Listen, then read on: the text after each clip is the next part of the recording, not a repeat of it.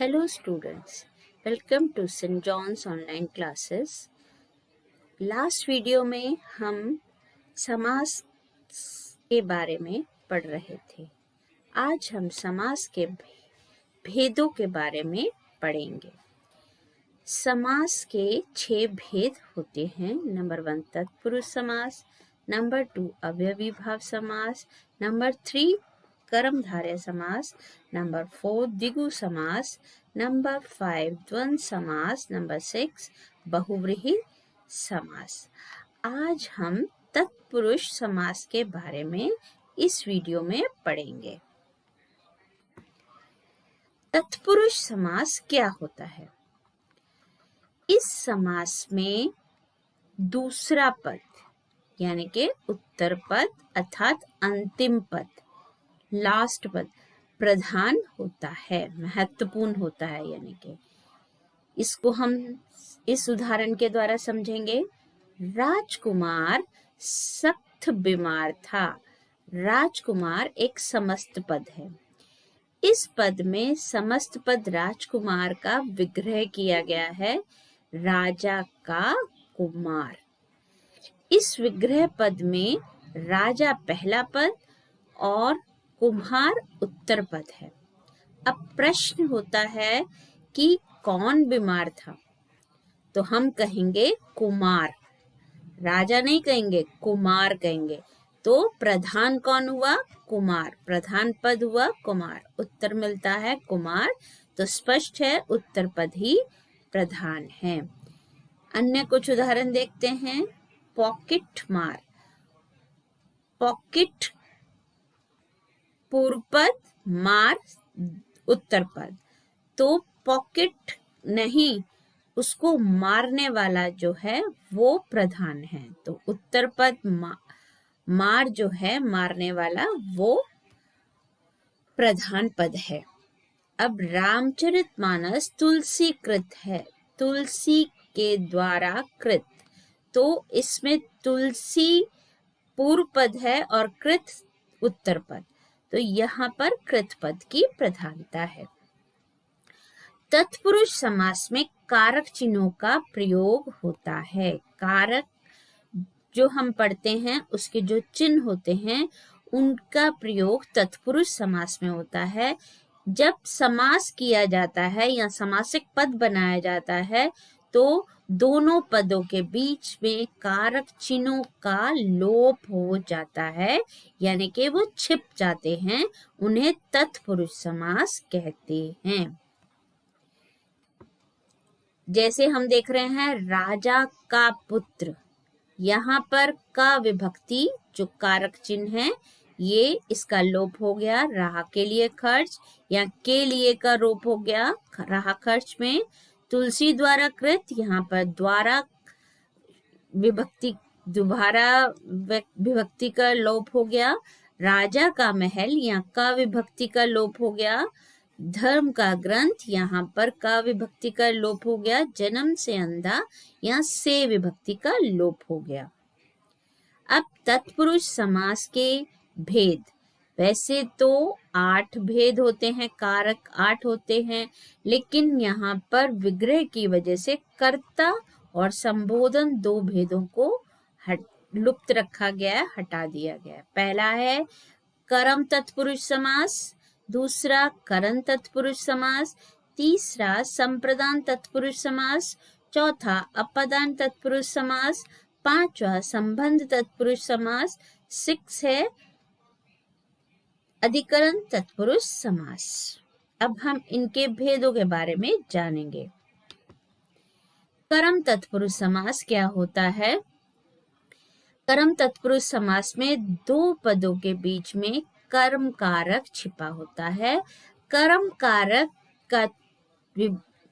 का चिन्ह होता है को, कर्ता ने कर्म को।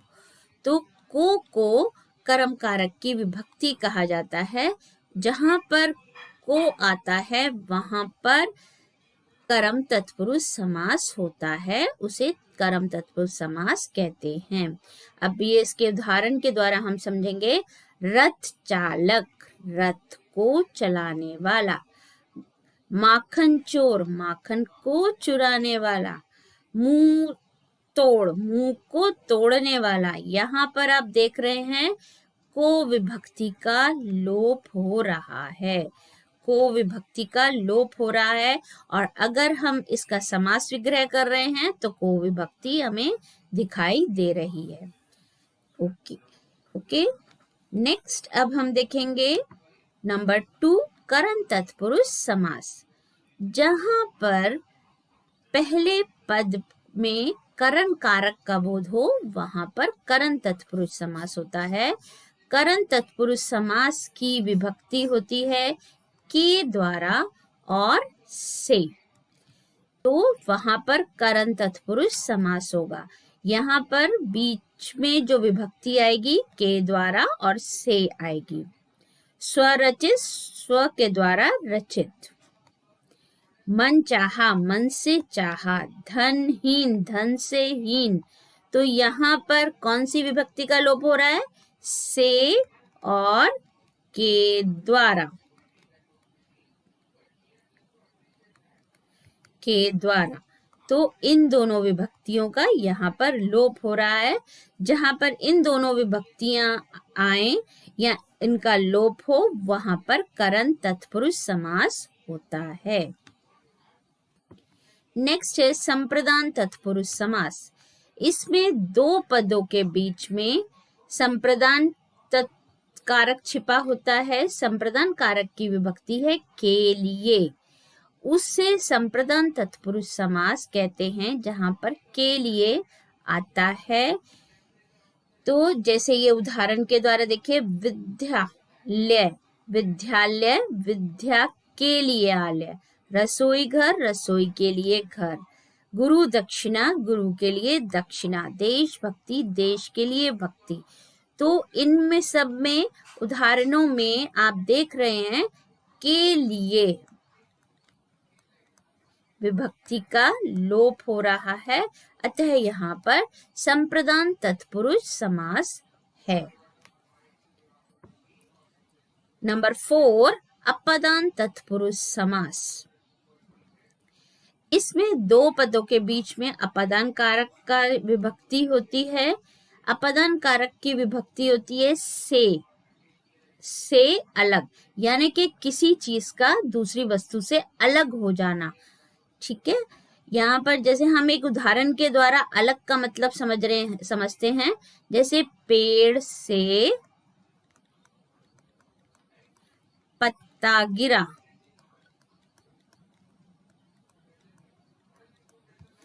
पेड़ से पत्ता गिरा, यहाँ पर ये पेड़ से पत्ता अलग हो रहा है, इसलिए ये अलग होने का बोध करा रहा है। तो वहां पर से का मतलब जो होगा वो अलग होना होगा। ऐसे ही ये उदाहरणों के द्वारा देखिए, काम चोर, काम से जी चुराने वाला। दूरागत, दूर से आगत। नेत्रहीन, नेत्र से हीन। देश निकाला, देश से निकाला। यहाँ पर से विभक्ति का लोप हो रहा है। तो जहां पर से विभक्ति जिसका हमें अलग होने का बोध होता है, जिससे हमें अलग होने का बोध होता है, वहां पर अपदान तत्पुरुष समास होता है। नेक्स्ट है संबंध तत्पुरुष समास। इसमें दो पदों के बीच में संबंध कारक छिपा होता है। संबंध कारक के विभक्ति है का, के, की। वहां पर जहां पर का, के, की विभक्ति होगी वहां पर संबंध तत्पुरुष समास होता है। जैसे देखिए, राजा का पुत्र, गंगा का जल, देव की पूजा, पर के अधीन। राजा का पुत्र, राजपुत्र। गंगा का जल, गंगा जल।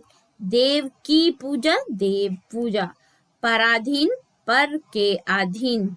जल धारा, जल की धारा। तो यहाँ पर का, के, की विभक्ति का लोप हो रहा है, अतः यहाँ पर संबंध तत्पुरुष समास है। नंबर 6, अधिकरण तत्पुरुष समास। इसमें दो पदों के बीच में अधिकरण कारक छिपा होता है। अधिकरण कारक की विभक्ति है में और पर। तो जहां पर में और पर विभक्ति आएगी वहां पर अधिकरण तत्पुरुष समास होता है। जैसे कार्य में कुशल, वन में वास, ईश्वर में भक्ति, आप पर बीती। तो यहाँ पर में और पर विभक्ति का लोप हो रहा है, अतः यहाँ पर अधिकरण तत्पुरुष समास होगा। अब हम समास के अन्य भेद अपनी नेक्स्ट वीडियो में पढ़ेंगे। Thank you.